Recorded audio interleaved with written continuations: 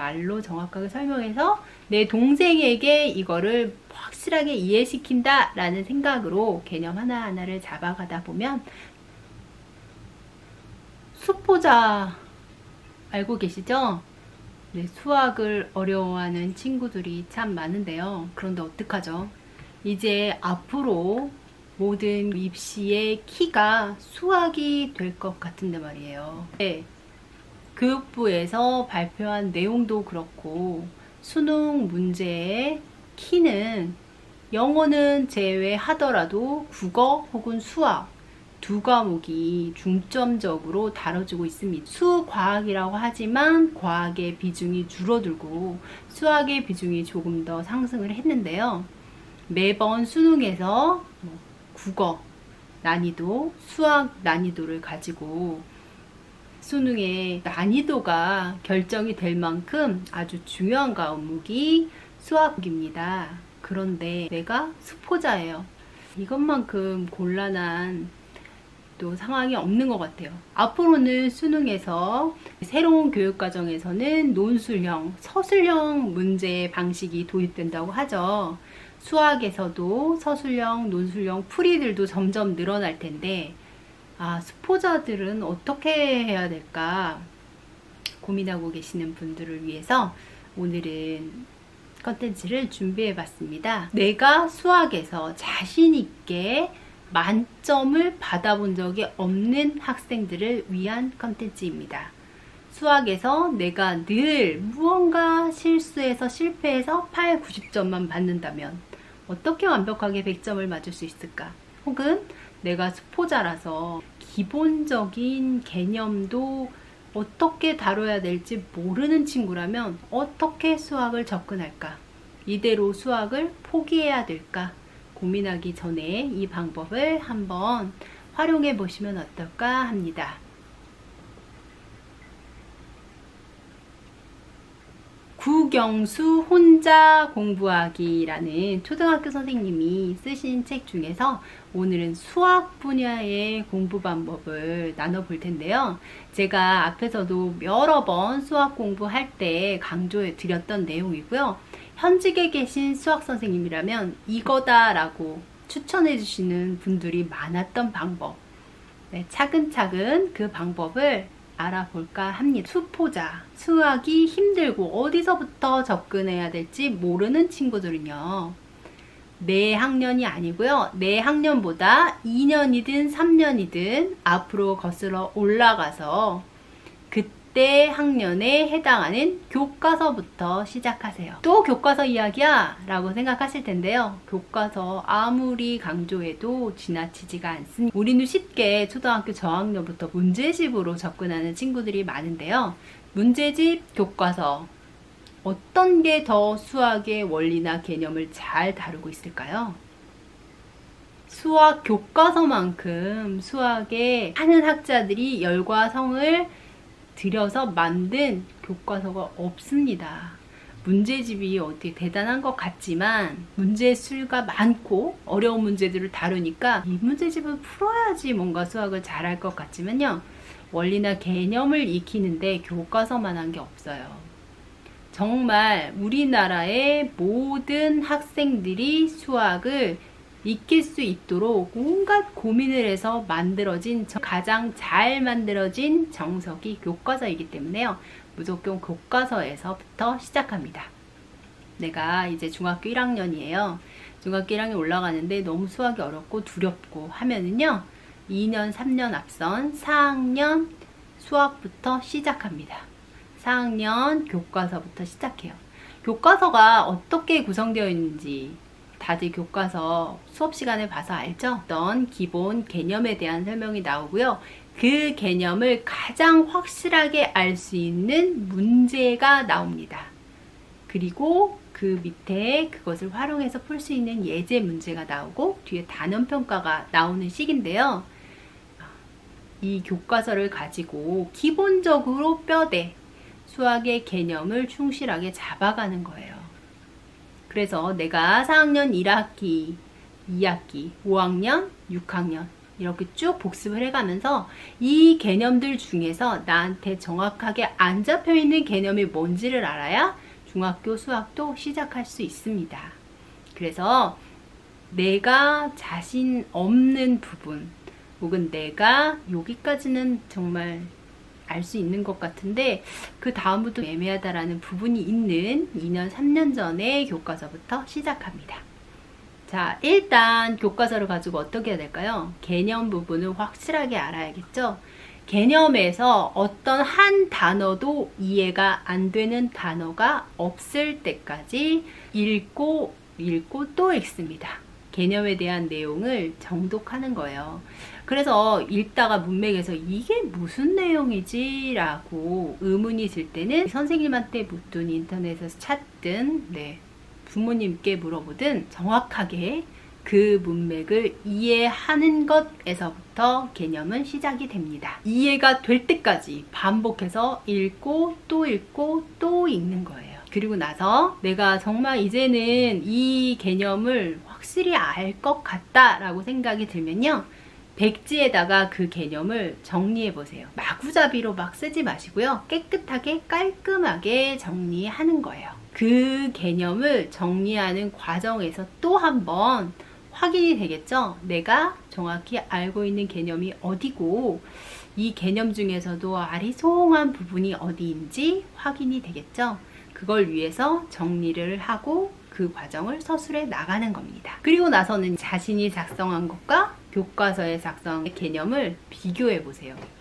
어느 부분이 서툰지 어느 부분이 빠졌는지 체크를 하면요.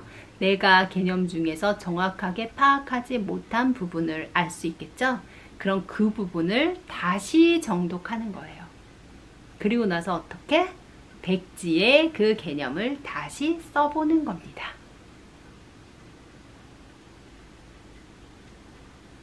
이제 교과서에 써있는 개념하고 내가 백지에 쓴 개념하고 비슷하다. 그러면 단원평가 문제를 풀어보세요.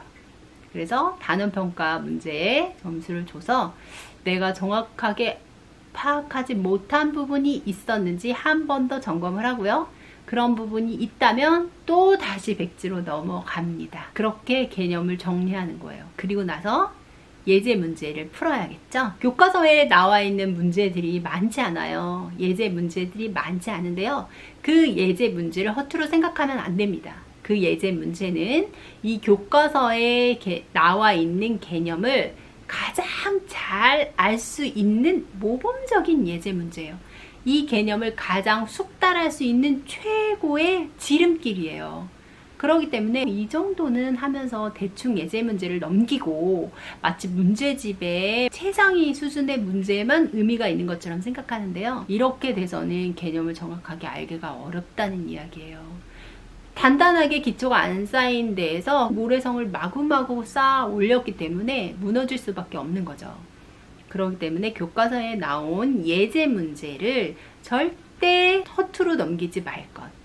그 문제를 정확하게 풀 것. 그리고 이 개념이 이 문제에 어떻게 적용됐는지를 반드시 생각하면서 문제를 풀어야 합니다. 자, 문제를 풀 때 어떻게 풀어야 잘 푸는 건가요? 문제의 조건을 정확하게 확인하고 푸세요.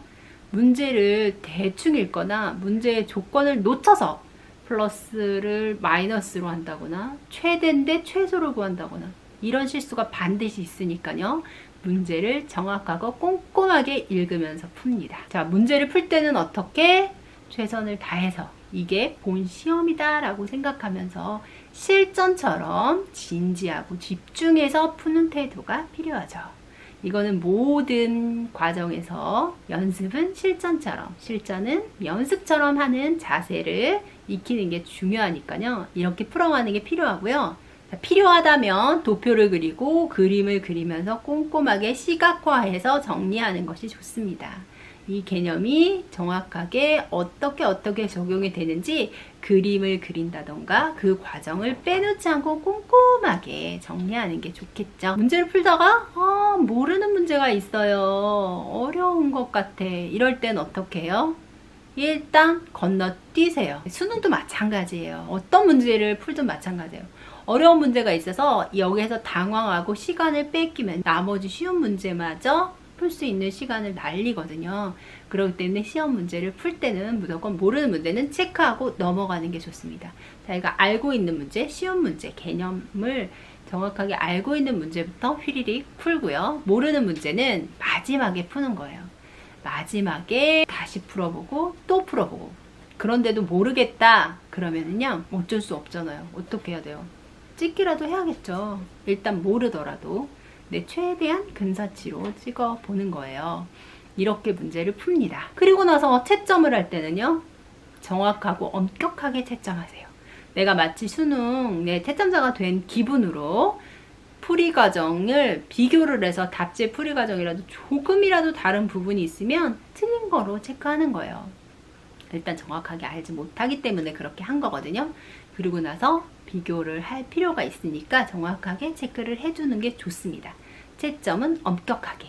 그리고 나서 풀이 과정을 읽어보면서 도대체 이 부분이 왜 다르지?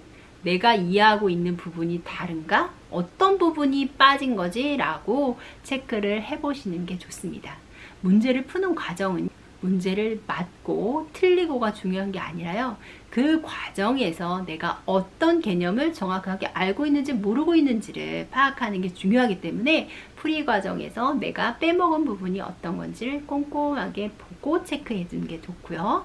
그리고 나서는 내가 정확하게 모르는 개념이 있었다면 다시 정독하고 백지에다가 개념을 써서 정리하는 걸로 한 학기를 마무리하면 돼요. 그리고 나서 다 끝났으면은 다음 학기로 넘어가는 거죠. 다음 학기로 넘어가서 다시 개념 보고 예제 문제 풀어보고 단원평가 풀고, 그리고 나서 한 학기가 다 끝나면 다시 단원평가에서 틀린 문제들을 정리를 해가지고요. 다시 내가 정확하게 알지 못하는 개념이 뭔가.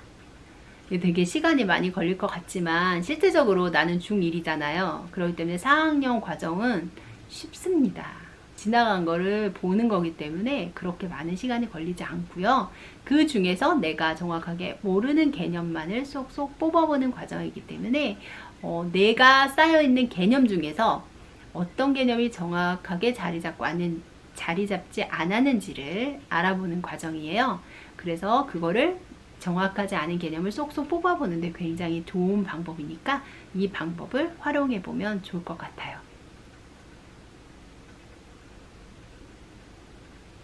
자, 이렇게 교과서를 확실하게 잡고 넘어가면 교과서에서 한 70%, 80%는 맞춘 점수가 나올 거예요. 왜냐면 수학시험이라는 게 난이도가 있잖아요. 상중하 난이도가 있기 때문에 중하 문제 정도는 이렇게 확실한 개념으로 마스터가 되겠죠. 그러면 상문제는 어떻게 해야 될까? 상문제는 도저히 라고 생각을 한다면 그때 문제집을 한 권 정도 준비를 하세요. 너무 어려운 문제집 말고요. 아주 얇고 가벼운 문제집에도 상중하의 문제의 난이도가 다 섞여 있거든요. 그러니까 그런 문제를 꼼꼼하게 풀면서 나한테 정확하게 있는 개념이 뭔지 없는 개념이 뭔지를 살펴보는 게 좋고요. 그리고 이제 여건이 된다면 정식의 시험 문제 있죠. 전에 있었던 지필평가 문제들을 훑어보는 게 도움이 됩니다. 지금 내가 배우고 있는 이 선생님이 문제를 내시지 않더라도 정확하게 지필평가에 나왔던 기출문제를 풀어보는 게 도움이 돼요. 왜냐? 수학에서 다뤄야 되는 가장 중요한 원리는 변하지 않기 때문이에요. 그리고 그 원리를 항상 시험 문제로 제출하기 때문이죠. 그렇기 때문에 나왔던 문제니까 또 안 나올 거야 라고 생각하지만 약간 변형해서 또 나오고 또 나올 수밖에 없어요. 시험 문제에 한번 나왔다는 거는 그만큼 이 단원에서 중요한 문제라는 거기 때문에 그 기출문제들을 항상 풀어보는 게 좋고요. 기출문제에서 나왔던 개념은요, 교과서에 꼭 표시를 해주세요.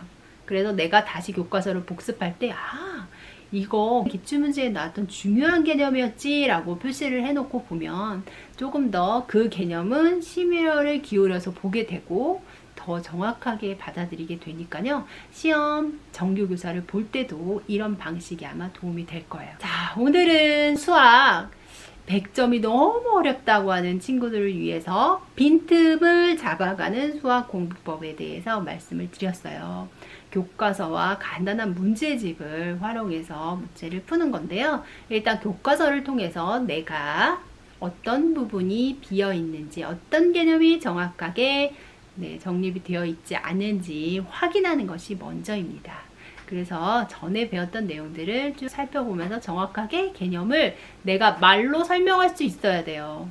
내가 정확하게 알지 못하면 설명을 못 하거든요. 그러니까 말로 정확하게 설명해서 내 동생에게 이거를 확실하게 이해시킨다 라는 생각으로 개념 하나하나를 잡아가다 보면 수학의 빈틈도 메워지고 내가 수포자라는 그런 생각보다는 수학 이거 할만한데? 라는 생각이 들 거예요. 왜냐면 난 중학생인데 4학년 거는 쉽거든요. 그렇기 때문에 이거 수학이 이렇게 재미있는 과목이었나? 이렇게 쉬운 과목이었나? 라는 생각으로 수학에 재미를 붙이기도 좋은 방법이니까요. 다시 한번 시작한다 라는 생각으로 이제 수포자 안녕 하면서 할 수 있는 방법, 교과서를 활용해 보세요. 오늘은 수학 공부 방법이었습니다. 중학탐구 생활입니다.